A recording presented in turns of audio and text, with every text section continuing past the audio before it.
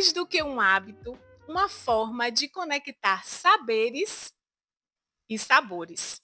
Hoje, no Aceita um Café Comigo, eu trago Lucas, psicólogo de formação, brincante de transformação e barista e mestre de torra de evolução. Lucas, que é especialista em terapia cognitivo comportamental, embora no momento não esteja atuando na área, porque o café tomou o seu tempo, né, e entrega. E hoje estamos aqui para esse Aceita um Café Comigo. E eu te pergunto, Lucas, aceita um café comigo? Sempre. Muito obrigado, Maísa, pelo convite. Espero contribuir aqui com o canal e com informação de qualidade para vocês. Muito bem. Para molhar essa palavra, eu trago uma pergunta que surgiu das enquetes da caixinha do Instagram, que era sobre o café. Se o café piora a disfunção temporomandibular, a DTM, ou o bruxismo. E nada melhor do que falar sobre café com um especialista na área. Então, o café, fazendo essa recapitulação, né, da área da saúde, né, como é o objetivo desse programa, de trazermos profissionais da saúde para a gente partilhar esses saberes. Então, o café, ele tem uma ligação realmente no bruxismo, na DTM, na disfunção temporomandibular, pelo fator dessa cafeína. E aí não estamos falando só de café, porque existem outras substâncias que também contêm a cafeína, e ela é um estimulante. E esse estímulo no sistema nervoso central, em excesso, acaba sendo prejudicial à saúde, à qualidade do sono, estimula realmente ao bruxismo, às contrações musculares. Então eu trouxe aqui Lucas para falar um pouco sobre uma dúvida básica, né? Então assim, se o problema é a cafeína ou o excesso de café, o que que tem essa diferença entre o café forte, extra forte? Isso vai me dar mais cafeína para o dia a dia?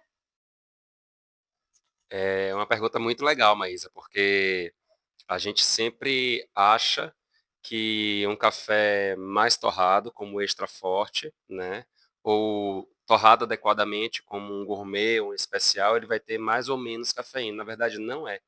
Ele vai ter a mesma quantidade de cafeína, o que vai mudar são os níveis de solubilidade relacionado ao preparo do café. Olha só que curioso. Então, se você tem um café extra forte, que foi muito torrado, ele vai ser mais fácil de tirar sabor, né, do que um café gourmet, que vai ter uma resistência um pouquinho maior. Logo, como o extra forte é mais fácil de lavar aquele sabor para a térmica que você vai consumir no seu dia a dia, ele tem uma quantidade um pouquinho maior de cafeína por causa da extração, mas não por causa da torra. Não porque aquele café mais torrado vai ter mais cafeína. E aí eu faço um adendo sobre isso, que é o seguinte: se eu vou ter só um pouquinho mais de cafeína, com café de pior qualidade, que pode acidificar meu estômago, meu corpo, meu intestino e essas coisas todas, então por que não investir num café com a torra média, né? E um café de mais qualidade. E cafés com a torra média, eu também estou falando de café tradicional. A gente tem alguns cafés tradicionais que não precisam de uma torra excessiva. Então, em termos de cafeína, isso não vai fazer grande diferença, né? É melhor você tomar alguns poucos ml de um café um pouco mais gostoso, do que precisar tomar menos ml de um café que vai ter um prejuízo maior para o seu corpo. Porém, tem uma segunda camada disso que eu acho muito importante, que é a gente conseguir relativizar as nossas fontes de energia e motivação durante o dia.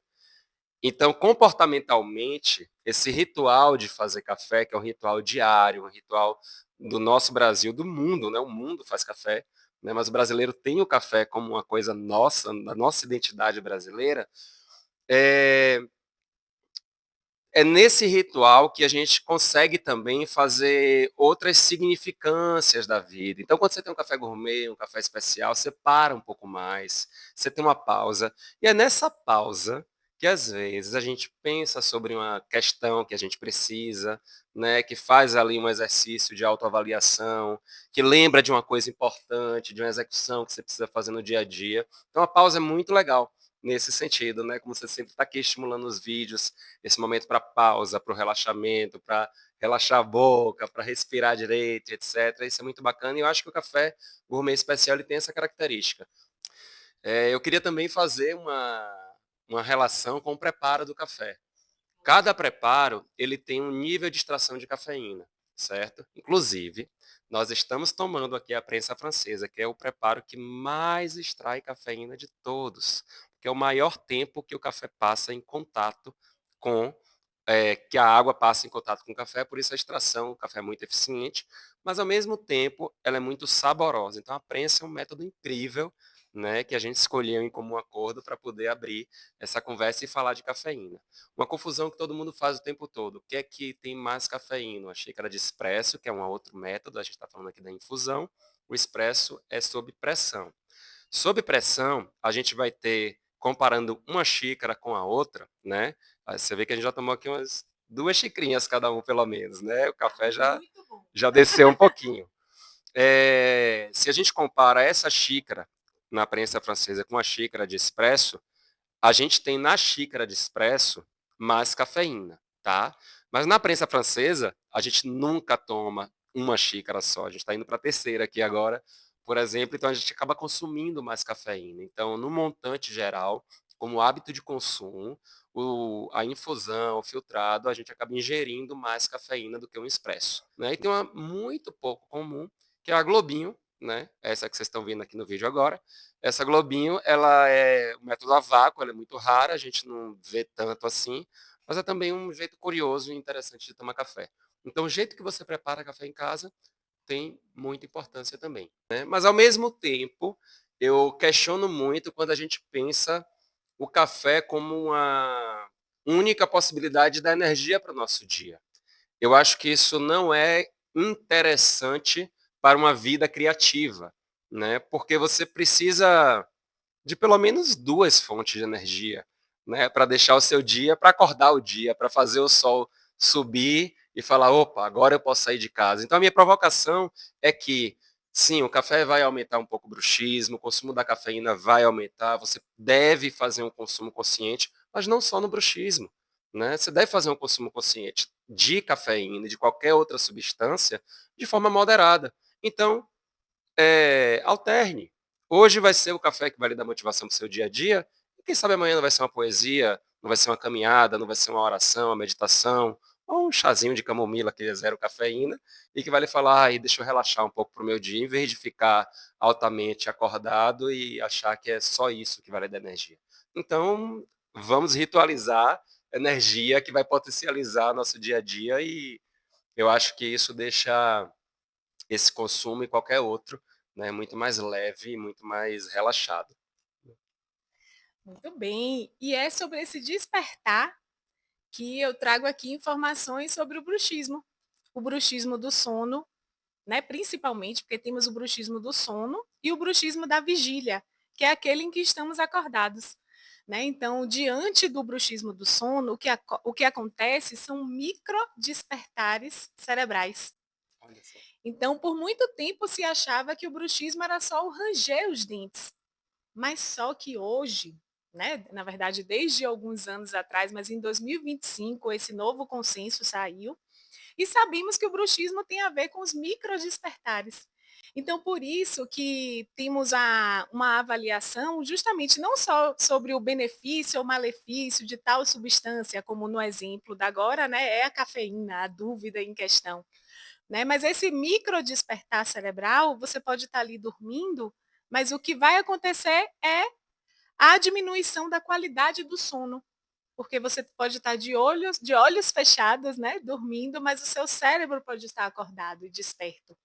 Então, aquela história de respeitar o ciclo circadiano do indivíduo, do horário de tomar o café, até que horas, realmente isso faz sentido para você que é um torrador de café, que está aí sempre diante, né, de inúmeros cafés aqui na torrefação. O que você acha sobre esse ciclo? e o horário de tomada, né, da bebida, o que é que você recomendaria? Essa pergunta sobre o ciclo circadiano, ela é muito importante.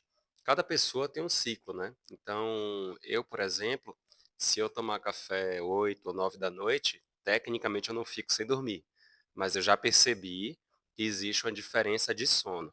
Tem gente que se tomar café 3 da tarde, né, 4 da tarde, que é a recomendação da Organização Mundial da Saúde, também fica tranquilo. E tem gente que meio-dia se tomar café não dorme a noite inteira, né. Então, assim, é uma questão muito pessoal de cada ciclo, e eu acho que o mais importante é você conseguir entender, dentro da sua rotina, o que é necessário de cafeína e ter um certo respeito pelo seu corpo, né. Eu acho que isso é o mais ideal, dos mundos.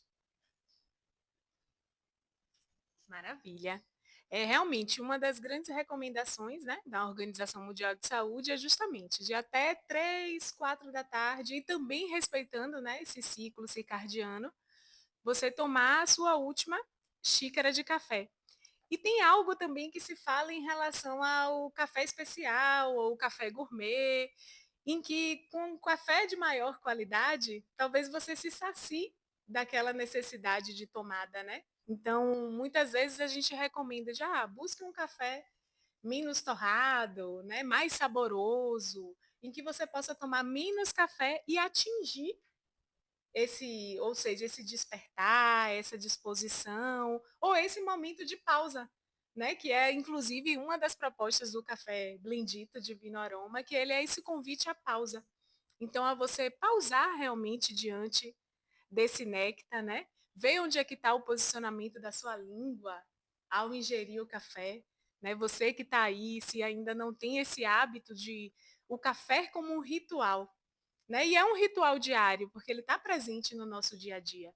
Então, respondendo à pergunta, né, que é justamente o café, ele piora a DTM por conta da cafeína, e aí trouxemos aqui Lucas, que trouxe essa visão enquanto especialista em café, né, do quanto o café ele faz parte da nossa cultura, faz Uhum. parte da nossa ancestralidade, e não é a cafeína em si do café que vá piorar a sua DTM ou o seu bruxismo, né? E que a grande importância desse equilíbrio. Então, agora, para a gente finalizar com aquela dica ouro de quem o café, mas tem aqueles receios e restrições por conta do bruxismo ou da DTM. Para mim a dica ouro é que café não é só cafeína. Como Maísa estava falando aqui, a gente tem o sabor, a gente tem o que levou aquele café a ter aquele sabor, que é a rastreabilidade de onde ele veio, de onde ele foi torrado, como é que ele foi processado.